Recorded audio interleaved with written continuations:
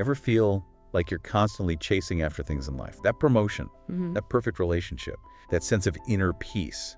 But the harder you chase, the further away these things seem to slip. That feeling, yeah, that feeling of constant striving. That's where the ancient philosophy of Stoicism offers, like a refreshing alternative. Okay. What if instead of exhausting ourselves in pursuit, we could attract what's meant for us? Okay, that sounds intriguing. But then you go from chasing to attracting. I'm picturing someone frantically waving their arms versus like some sort of magnet calmly pulling things in. That's a great analogy. The source material actually uses the image of a lighthouse. It stands firm, steadily shining its light, and naturally draws ships towards it. That's the energy we want to cultivate, a sense of inner strength and alignment that attracts what resonates with our true selves. All right, I'm starting to see the difference here. So how do we actually build this lighthouse energy?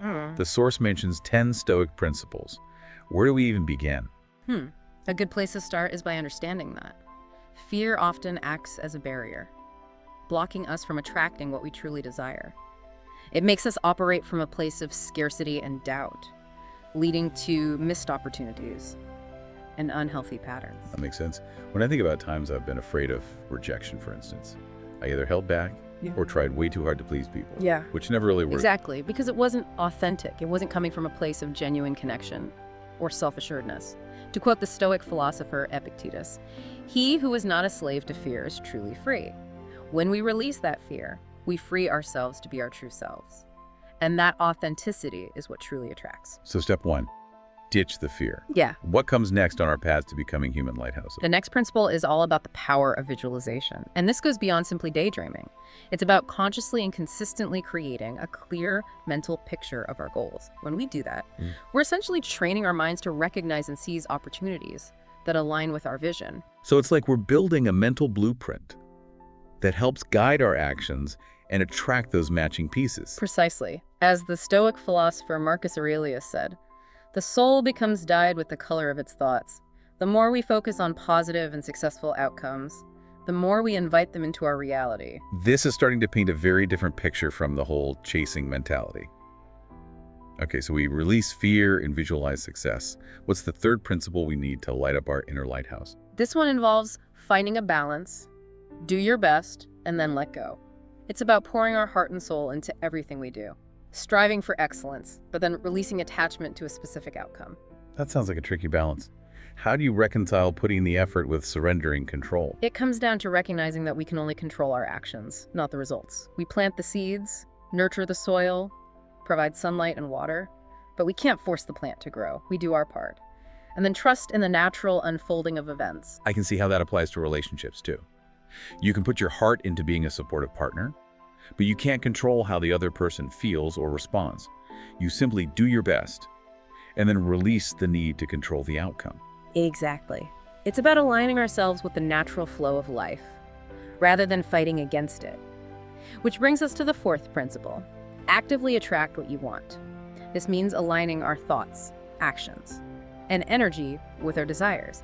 It's about being clear about what we want and believing we deserve it. So it's not just about wishing for something, but taking inspired action that aligns with our vision. Does this tie back to letting go of fear too? Absolutely. We can't truly attract what we want if we're holding ourselves back out of fear of failure or rejection. This principle is about stepping into our power and taking those aligned actions. Okay, I'm starting to see how these principles build upon one another. What's the fifth principle that adds to this magnetic energy? This one builds on the idea of surrender and trust. Release control. Releasing control can sound a bit scary. What does that look like in practice?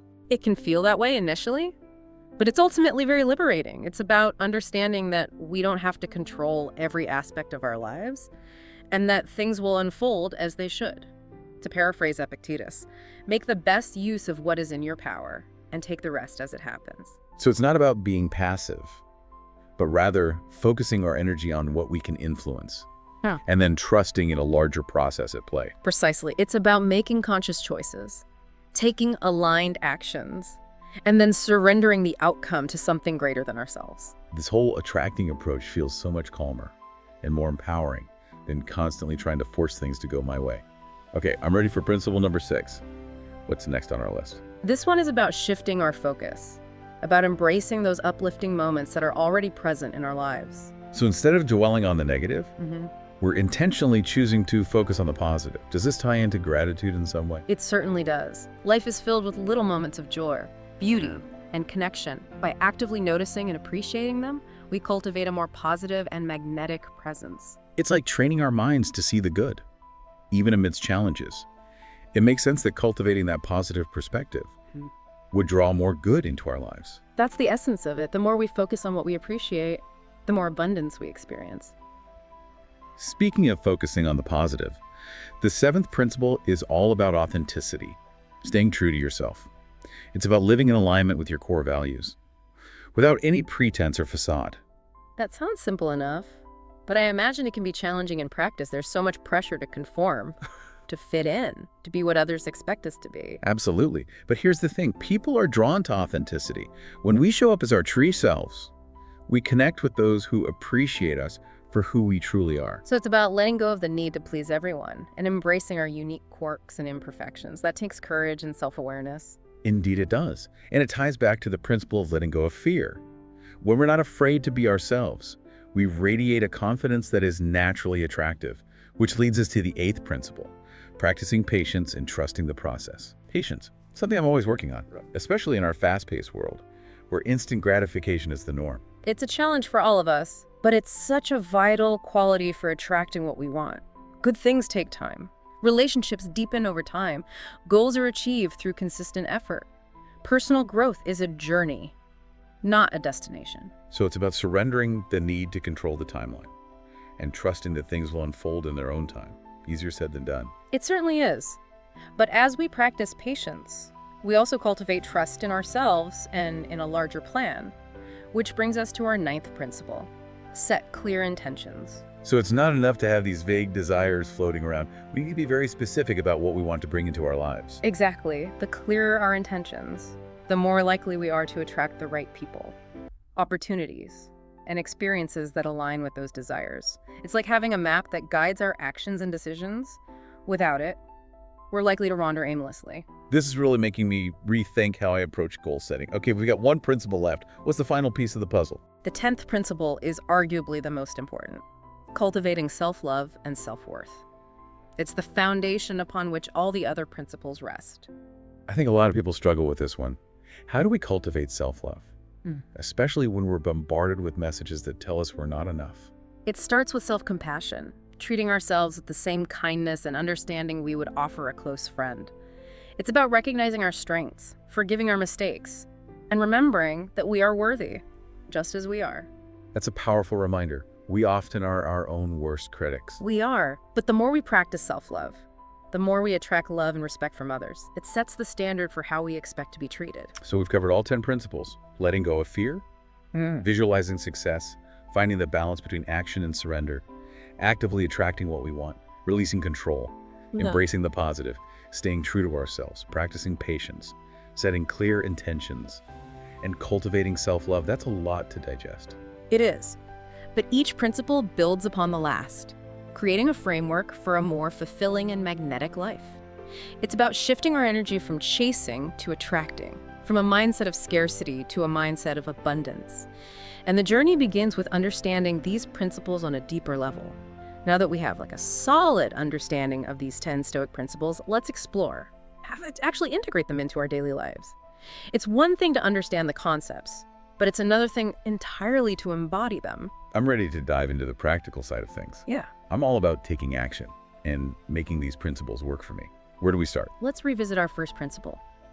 Letting go of fear. One of the most powerful ways to do that is to confront your fears head on. So we're talking about facing those fears directly. That sounds a bit intense, to be honest. It can be, but is also incredibly effective. The Stoic philosopher Seneca wisely said, "We suffer more often in imagination than in reality." Often those fears we build up in our minds are far less daunting once we actually confront them. So let's say someone has a fear of public speaking. Are we saying they should just force themselves to give a speech right away? Not necessarily forcing yourself, but rather gradually exposing yourself to the situation. It's about taking small, manageable steps to build confidence. You might start by speaking up more in meetings, or joining a group like Toastmasters, where you can practice in a supportive environment. That's a really helpful tip. It's about taking those small wins to build momentum and dismantle those fears. Okay, so we're confronting our fears. What about the principle of visualizing success? Any practical tips for making that a daily practice? Creating a vision board can be a very effective tool for visualization. Gather images and words that represent your goals and aspirations, and arrange them on a board that you can see every day. It serves as a visual reminder of what you're working towards. I love that idea. It's like creating a visual representation of your dreams to keep those goals top of mind. Exactly. And the more we see those images and words, the more we internalize them, making us more likely to take actions that align with our vision. That makes perfect sense. Okay, we've covered confronting our fears and creating vision boards. What about that third principle? Doing our best and then letting go of the outcome. How do we find that balance in a practical way? A helpful practice is to shift our focus from the outcome to the process. When we're working towards a goal, it's easy to get caught up in the end result. But if we shift our attention to the present moment and simply do our best with each step, we release a lot of that pressure and anxiety. So if someone is working towards a promotion, for example, instead of constantly worrying about whether or not they'll get it, they should focus on excelling in their current role and continuing to develop their skills. Precisely. That's where your true power lies, in focusing on the things you can control. You can control your effort, your dedication, and your commitment to excellence, but you can't control the final decision. That's a great reminder to stay present and focused on the task at hand, rather than getting caught up in what-ifs. Okay, what about that fourth principle?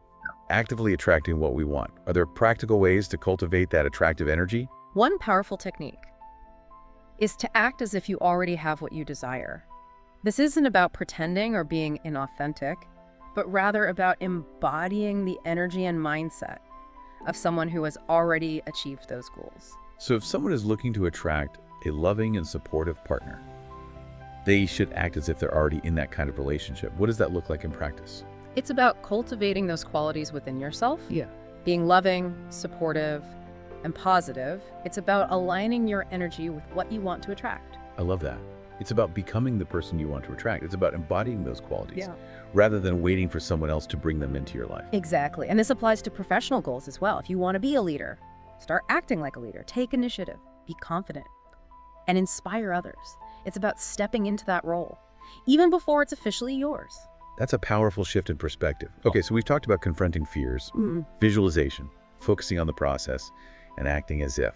What about that fifth principle, releasing control? Are there any practical techniques to help us let go? Mindfulness meditation is an incredibly helpful practice for releasing control.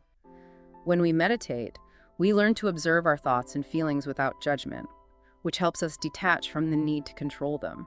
So it's about developing a greater awareness of our thoughts and patterns, and then choosing to let go of those that don't serve us. Exactly. It's a practice that takes time and consistency, but it's incredibly empowering. The more we practice mindfulness, the more we realize we don't have to be at the mercy of our thoughts and emotions. We can choose how we respond. Okay, mindfulness meditation for releasing control. Got it. Now, what about embracing those uplifting moments? How do we make that a more conscious practice? Starting a gratitude journal is a simple but powerful technique. Each day, write down 3 things you're grateful for, no matter how big or small. Gratitude is something I've been hearing a lot about lately. What makes it so powerful? When we focus on what we're grateful for, it shifts our attention away from negativity and lack. We begin to see the abundance that already exists in our lives. It's a practice that helps us cultivate a more positive and magnetic energy. It's like training our minds to see the good, even when things are challenging. Okay, gratitude journals for embracing the positive. What about staying true to ourselves? How do we put that principle into practice? Especially when there's so much external pressure to conform. One powerful practice is to spend time reflecting on your values. Ask yourself, what's truly important to me? What do I stand for? Once you have a clear understanding of your values, it becomes easier to make decisions that are aligned with them. So it's about knowing ourselves deeply, what we believe in, what matters to us, and then living in accordance with that truth. Exactly. And that might mean saying no to things that don't feel right, even if it's uncomfortable. It's about setting boundaries and honoring your authentic self. I could see how that ties back to the principle of letting go of fear. The more we know and honor ourselves, the less we need external validation. Okay, values clarification for staying true to ourselves. What about that 8th principle? Practicing patience and trusting the process. Any practical tips for cultivating more patience in a world that's obsessed with speed? One helpful technique is to break down those big, overwhelming goals into smaller, more manageable steps. This makes the process feel less daunting and allows us to celebrate those smaller victories along the way. So instead of focusing on the finish line, which can feel so far away, we're enjoying the journey and appreciating the progress we're making each step of the way. Exactly. Each step we take builds momentum and reinforces our belief that we can achieve our goals. It's about taking consistent action and trusting that those results will come in time. Okay, so breaking down goals for patience and trust. What about setting clear intentions? How do we make that a more concrete practice? Visualization is a powerful tool here as well. Spend a few minutes each day visualizing your intentions as if they've already been achieved. Imagine how you would feel, that sense of joy, satisfaction, and accomplishment. That's a great way to bring those intentions to life and make them feel more real. Exactly. And it can also help us identify any limiting beliefs or fears that might be holding us back.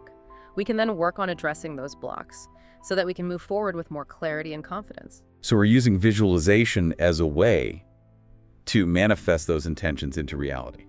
I like that. Okay, we've covered a lot of ground here. We've got one final principle to explore. What are some practical ways to cultivate self-love and self-worth? One of the simplest yet most powerful practices is to engage in activities that nourish your soul. Spend time doing things that bring you joy, whether that's reading, listening to music, spending time in nature, or pursuing a hobby you love. So it's about taking care of ourselves, both physically and emotionally. It's about making time for those things that light us up and make us feel alive. Exactly. And it's also about acknowledging and celebrating our accomplishments, no matter how small they may seem. It's about recognizing our inherent worthiness and treating ourselves with kindness and respect. We've explored these 10 Stoic principles, both in theory and in practice. Now, how do we connect these principles to the idea of attracting what's meant for us? It's not about sitting back and passively waiting for things to fall into our laps, right? It's not passive at all. It's about actively cultivating an inner state that naturally draws in the right people and opportunities. We're creating a kind of magnetic energy that aligns with our desires. Can you give me an example of how these principles work together to create that force? Let's say you're searching for a new job that truly aligns with your passions and values. Instead of frantically sending out applications driven by fear of rejection, you start by visualizing yourself thriving in a role that you love. You're also putting in the work to build your skills and network, but you're doing it from a place of self-assuredness, not desperation. Exactly. And because you're embodying those qualities of confidence and self-worth, you're more likely to attract employers.